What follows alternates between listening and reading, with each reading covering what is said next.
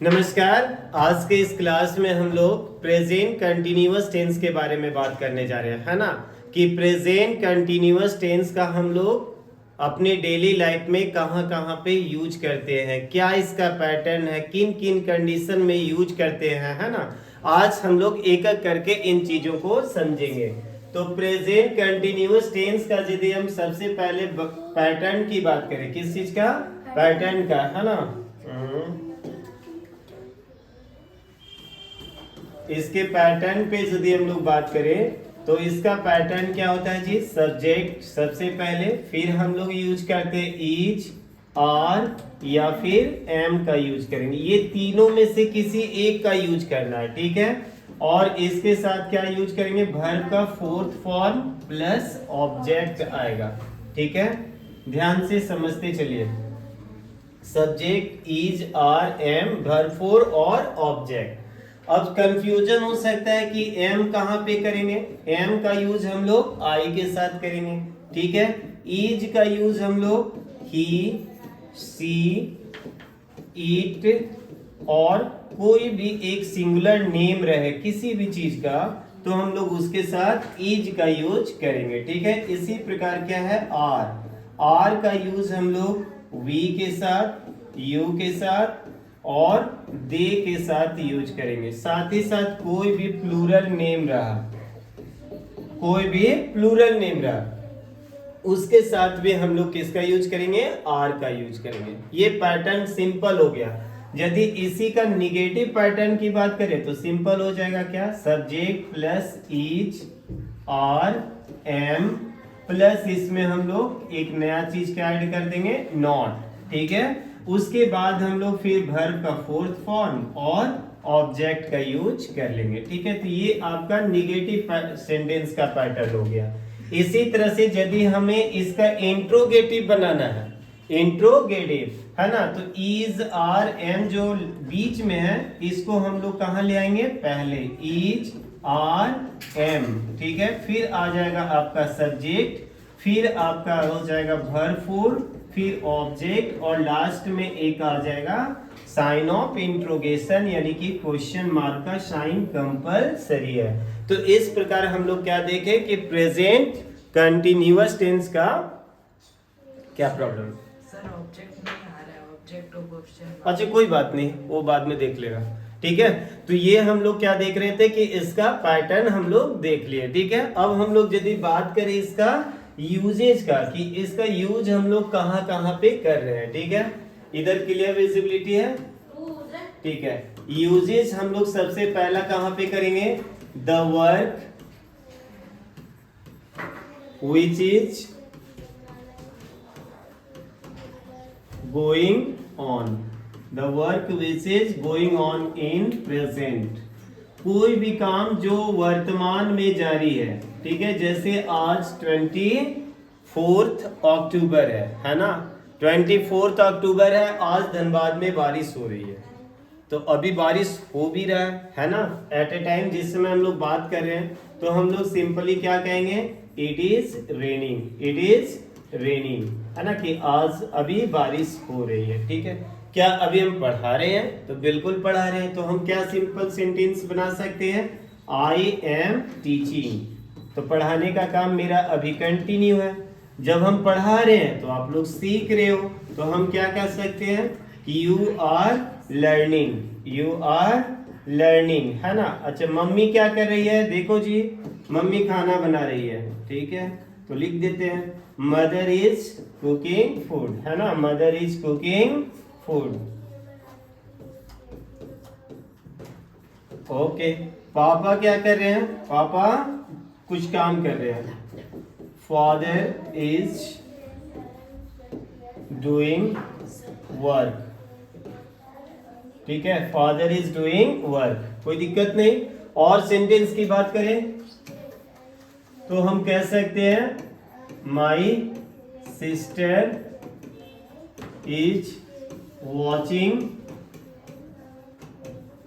Cartoon, कि मेरी sister जो है वो क्या कर रही है, कार्टून वॉच कर रही है, तो कार्टून देख रही है ना। तो कोई भी काम जो प्रेजेंट में अभी हो रहा है, कोई भी काम जो वर्तमान में अभी चल रहा है तो हम लोग उसको क्या कहेंगे, प्रेजेंट कंटिन्यूअस में उसका यूज करेंगे। और पैटर्न हम लोग देख लिए, ठीक है। ये तो फर्स्ट सिंपल यूज हो गया। नंबर 2, और इसका यूज हम लोग कहां पे कर सकते हैं, कोई भी काम जो वर्तमान में हो रहा है, कोई भी काम जो प्रेजेंट में चल रहा है, लेकिन ये कोई जरूरी नहीं है कि जिस समय ये बातें कही जा रही हो वो काम उस समय हो रहा हो। जैसे हमने आपसे पूछा कि आपके पापा क्या कर रहे हैं आजकल, तो आपने बताया कि मेरे पापा जो है वो एक मॉल, शॉपिंग मॉल में काम कर रहे हैं।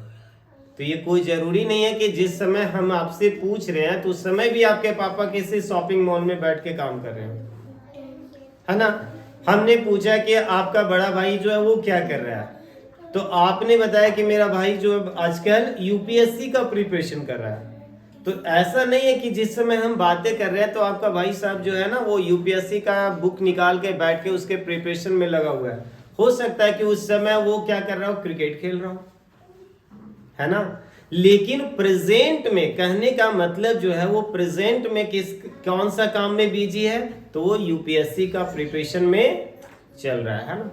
अभी जैसे हम लोग बात करते हैं कि क्या हो रहा है भाई, ग्लोबल वार्मिंग बढ़ रही है, ग्लोबल वार्मिंग बढ़ रही है ना।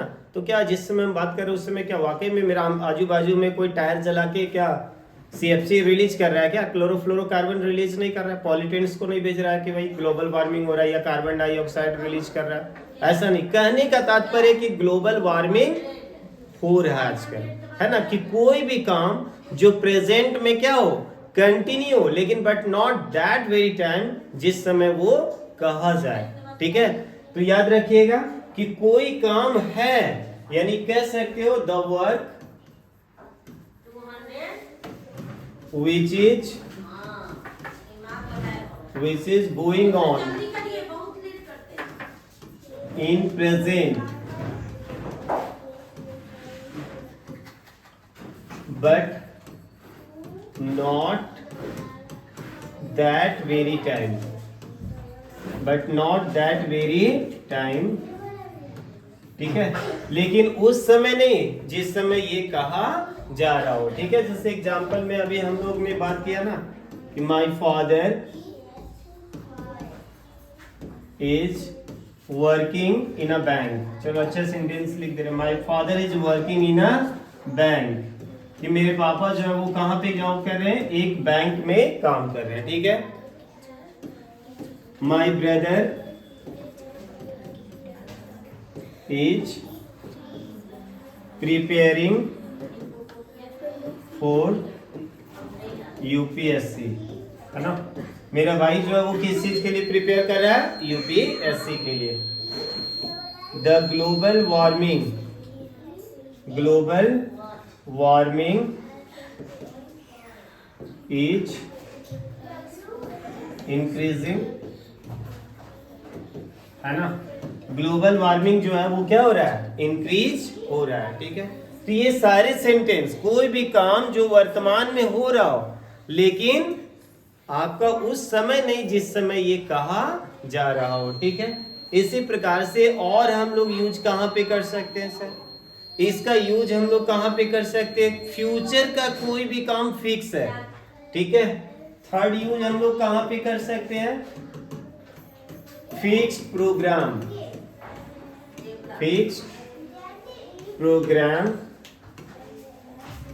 Of future. फ्यूचर का कोई भी काम जो है वो फिक्स है, फ्यूचर का कोई भी काम जो है वो फिक्स है, होने वाला है। जैसे प्राइम मिनिस्टर धनबाद आने वाले हैं 25 तारीख को, 25 अक्टूबर को, ठीक है। 25 अक्टूबर को प्राइम मिनिस्टर धनबाद आ रहे हैं, मान लीजिए ना। हम कहाँ ओरिजिनल करें कि हमको मोदी जी थोड़े ना फोन करके बताए, ऐसे ही बता रहे समझाने के लिए। 25 अक्टूबर को आने का उनका प्रोग्राम क्या है, बिल्कुल फिक्स है, ठीक है। तो हम कह सकते हैं, एग्जाम्पल में बना सकते हैं, क्या बना सकते हैं भाई, द पीएम, है ना, is coming in Dhanbad on 25 अक्टूबर। समझ गए। आपका रिजल्ट का डेट अनाउंस हो चुका है, आपका रिजल्ट का डेट अनाउंस हो चुका है स्कूल में कि इतने तारीख को डेट आपका रिजल्ट पब्लिश किया जाएगा। तो ये भी प्रोग्राम कैसा है, फिक्स्ड है। या फिर कोई एग्जाम कंडक्ट होने वाली है, उसका डेट शीट पूरा अनाउंस हो गया, तो वो क्या है, सब फिक्स्ड है। कोई इमरजेंसी केस में ही वो चेंज हो सकता है। जैसे भी झारखंड में इलेक्शन है, तो कितने तारीख को वोटिंग किया जाएगा, 13 नवंबर एंड 20 नवंबर को। 13 नवंबर और 20 नवंबर को होगा। ऐसा तो नहीं होगा कि भैया आज 13 को नहीं वोटिंग कराने का मन है, छोड़ दो 15 को कराते हैं, ऐसा तो नहीं है। तो ये चीजें भी जो है वो क्या है, बिल्कुल फिक्स प्रोग्राम है। धनबाद में 20 नवंबर को इलेक्शन होना है, धनबाद के सारे कंस्टिट्यूएंसी में, मतलब 20 को इलेक्शन होना है। इसमें नो इफ बट है कि 19 को भी नहीं हो सकता और 21 को भी नहीं हो सकता है ना। कोई प्रॉब्लम, समझ गया ना। तो ऐसे सेंटेंस को भी हम लोग किस में लिखेंगे, प्रेजेंट कंटिन्यूअस। मतलब कोई भी फिक्स प्रोग्राम है, वर्ल्ड कप का फाइनल होने वाला है, तो उसका भी डेट फिक्स है, समझ गया ना। हाँ, उसमें चेंज हो सकता है due to weather condition, due to weather condition की वजह से उसके प्रोग्राम में चेंजेस किए जा सकते हैं, एक डे रिजर्व रह सकता है। लेकिन जनरली हम लोग देखें तो वो भी कैसा है, बिल्कुल फिक्स्ड है। तो कोई भी, जैसे आप ही सिंपली में समझो ना कि आपको वीजा वगैरह क्लियर हो चुका है आपका, और आप नेक्स्ट वीक अमेरिका जा रहे हो, ठीक है, you are going to America, है ना। कब जा रहे हो भाई, नेक्स्ट वीक। ये बिल्कुल फिक्स हो चुका है तुम्हारा जाना। तो ये भी फ्यूचर का काम है, अभी तुम गए नहीं हो लेकिन तुम जाने वाले हो। तो इसमें भी हम लोग किसका यूज करेंगे, प्रेजेंट कंटिन्यूअस का यूज करेंगे, समझ गए। कोई भी काम जो बिल्कुल फिक्स हो, है ना। कोई दिक्कत, कोई प्रॉब्लम नहीं होना चाहिए। That's all, thank you.